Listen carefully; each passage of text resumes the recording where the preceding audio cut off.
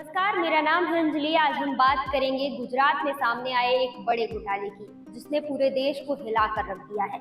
ये है 71 करोड़ रुपए का मनरेगा घोटाला, जिसमें फर्जी प्रोजेक्ट्स और जाली दस्तावेजों के जरिए गरीबों के लिए बनी स्कीम का पैसा लूटा गया। इस घोटाले में शामिल हैं बड़े बड़े नाम, जिसमें राज्य के पंचायत और कृषि मंत्री के बेटे भी शामिल हैं।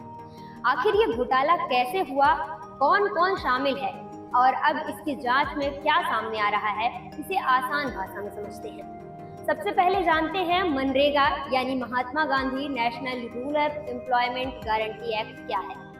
ये एक ऐसी स्कीम है जिसके तहत गांवों में हर परिवार को साल में कम से कम 100 दिन का रोजगार मिलता है। इसमें सड़कें, तालाब, बांध और दूसरी बुनियादी सुविधाओं का निर्माण होता है, खासकर आदिवासी और गरीब इलाकों में।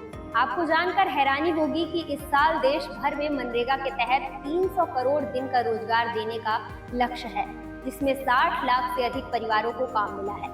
इसके लिए सरकार ने 86,000 करोड़ रुपए का बजट रखा। लेकिन गुजरात के दाहोद जिले में इस स्कीम के नाम पर जो हुआ वो हैरान करने वाला है। दाहोद जिले के धनपुर और देवगढ़ बारिया तालुका में 71 करोड़ रुपए के फर्जी प्रोजेक्ट्स बनाए गए हैं। ये सड़कें, बांध और दूसरे काम सिर्फ कागजों पर थे। हकीकत में जमीन पर कोई भी काम नहीं हुआ। जाली बिल, फर्जी सर्टिफिकेट और फेक इनवॉइस के जरिए ये पैसा निकाला गया और ये पैसा कथित तौर पर उन कंपनियों को ट्रांसफर किया गया जो मंत्री बख्शू खावड़ के बेटों और बलवंत खावड़ और किरण खावड़ से जुड़ी थी। गुजरात में पिछले साल मनरेगा के तहत 1.5 करोड़ दिन का रोजगार सृजित हुआ, जिसमें दाहोद जैसे आदिवासी इलाकों में 2 लाख से अधिक परिवारों को काम मिलना था।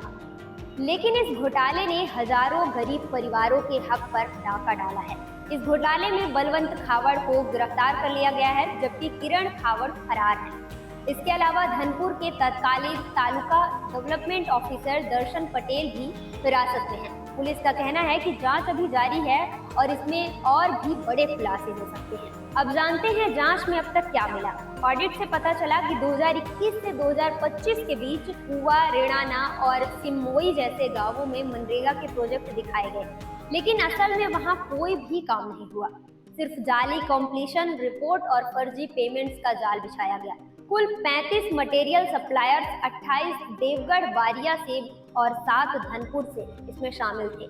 ये सप्लायर्स स्थानीय अधिकारियों की मिलीभगत से फर्जी कॉम्प्लेक्स बनाते थे। दाहोद में मनरेगा की कार्य पूर्णता दर 75% दिखाई गई, लेकिन असल में ज्यादातर प्रोजेक्ट कागजों पर ही पूरे हुए। शायद आप सोच रहे हो कि इतना बड़ा घोटाला इतने सालों तक कैसे छिपा रहा। जवाब है उच्च अधिकारियों की चुप्पी।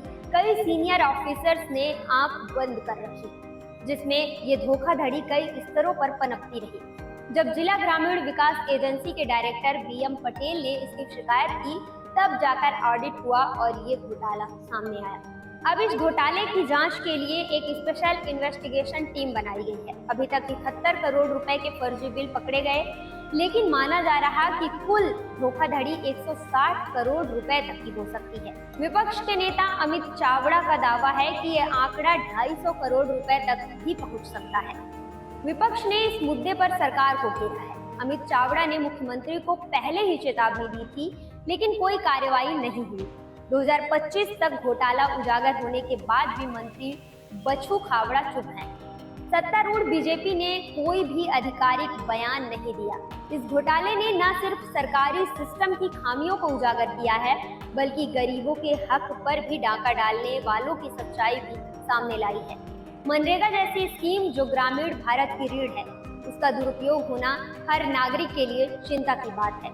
तो ये था गुजरात के मनरेगा घोटाले का पूरा सच। सवाल ये है कि क्या इसकी जड़ तक पहुंचा जा सकता है, क्या दोषियों को सजा मिलेगी और सबसे जरूरी, क्या भविष्य में ऐसी लूट को रोका जा सकेगा। आप हमें अपनी राय कमेंट सेक्शन में जरूर दीजिएगा।